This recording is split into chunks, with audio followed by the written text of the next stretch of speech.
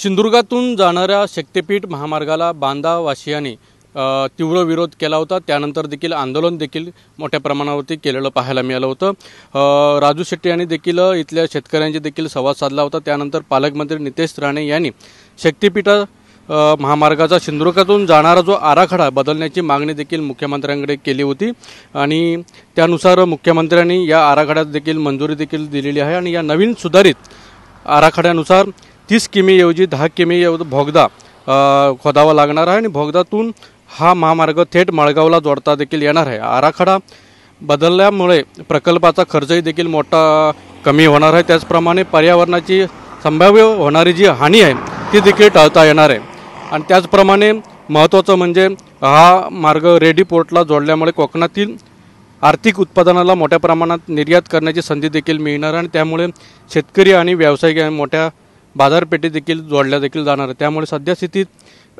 हा मार्ग होणे अपेक्षित आहे अशी माहिती दीपक केसरकर असतील किंवा नितेश राणे यांनी देखील माध्यमांसमोर देखील देताना पाहायला मिळते। त्यामुळे सध्या महामार्ग आखणीचं जे काम आहे ते सध्या हळूहळू सुरू असताना पाहायला मिळत आहे।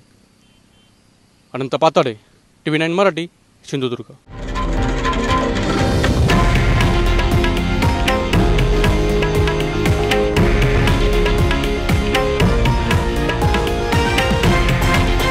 हे आहे देशातील नंबर 1 न्यूज नेटवर्क आणि आपण पाहत आहात TV9 मराठी, एकमेव।